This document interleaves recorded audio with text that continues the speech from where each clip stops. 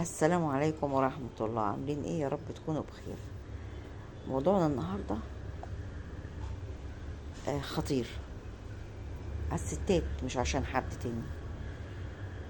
يعني انا بتكلم على الطبيعة بتاع ربنا، على خلقة ربنا. ليه بنلعب فيها لغاية ما دمرناها؟ والله دمرناها فعلا. طبيعة ربنا دمرناها باللي بنعمله في نفسنا. والله ما عارفة اقول ايه. واحدة ست من كام يوم طلعت بتقول انا رحت اعمل عملية تجميل شد بطن. شد بطن اكيد طبعا عشان تعجب جوزها، امال يعني هتشد بطنها ليه؟ ولا حول ولا قوة الا بالله. فراحت تعمل عملية تجميل تشد بطنها. هي طبعا مش عارفة عملية تجميل بيعملوا فيها ايه ولا يسووا فيها ايه، الله اعلم. فاللي حصل انهم فتحوا لها بطنها، كان فيها طبعا كمية دهون كبيرة. ما بتكلمش على الدهون ولا على غير الدهون، ولا بتكلم على التجميل ولا، بس اكيد في ضرر. في ضرر. والضرر ازاي وحصل ازاي؟ فتحوا بطنها. بعد ما فتحوا بطنها خدوا الدهون وفتحوا. يعني هي اتكسفت تقول. لا، اتكسفت تقول على العملية التانية ان هي عايزة تكبر صدرها.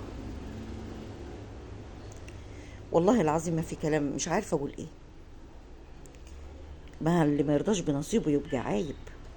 اللي ما يرضاش باللي ربنا كاتبه له يبقى عايب. المهم خدوا الدهون اللي في البطن وفتحوا لها صدرها وحطوا لها الدهون في صدرها عشان يكبروه. مش حاجة تحزن؟ صح ولا غلطان؟ المهم حطوا الدهون في صدرها عشان يكبر وخيطوا لها صدرها. كبر صدرها. بعد كام يوم الله اعلم، ولا بعد كام اسبوع الله اعلم، اكتشفت ان جالها ورم. عافاكم الله. عافانا وعافاكم الله. المهم بعد ما جالها الورم راحت طبعا تحلل. راحت تشوف ايه اللي حصل.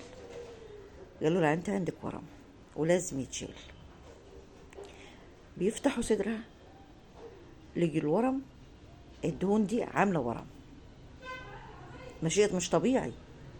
شيء مش طبيعي. استفدت ايه؟ استفدت ايه؟ بس ده اللي انا عايزه اقوله. استفدت ايه؟ اديكي جالك مرض، الله اعلم هتنجي منه ولا مش هتنجي. هتتبهدلي. تعرفي لو حاجة من عند ربنا سبحانه ما تسببناش احنا فيها، ما كناش سبب في الحاجات دي، راضيين الحمد لله، وربنا يعافينا ويعافيكم. لكن احنا بنفسنا بنسعى على الحاجة دي. دي المصيبة. مفيش حاجة بيخش فيها الإنسان غير طبيعية ربنا عملها إلا بيتسبب في كارثة. شد والنفخ وبروتكس مش عارفة ولا ايه اللي بيعملوه في نفسهم ده. ليه؟ هتغير طبيعة ربنا. مفيش أحسن من اللي ربنا عامله. مفيش أحسن من اللي ربنا عامله. هتيجي انتي تعملي أحسن من اللي ربنا خلقه؟ لا طبعا. لا طبعا. فمستحيل انك هتعمل حاجة عكس اللي ربنا عملها وهتنجي. مش مستحيل. مستحيل. صعب. فربنا يشفيها ويعافيها من اللي حصل لها. ويا ريت كل ست تراجع نفسها. يا ريت كل ست. انت جميلة من غير حاجة.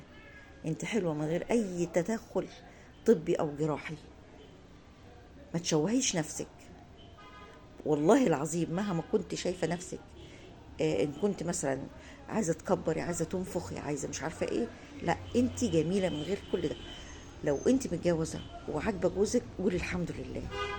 لو انت بسيطة في نفسك، مش الجمالي الصارخ بس، ولو وحشة والله العظيم، حتى لو اوحش واحدة في الدنيا احلى من اللي انت هتعمليه في نفسك. اقسم بالله احلى من اللي هتعمليه في نفسك. ارضي. خلي ربنا سبحانه وتعالى يرضى عنك. التغيير في خلقة ربنا مش كويس. بيجيب كوارث، بيجيب كوارث والله. راجع نفسك قبل ما تاخدي اي قرار. عافانا وعافاكم ربنا سبحانه وتعالى.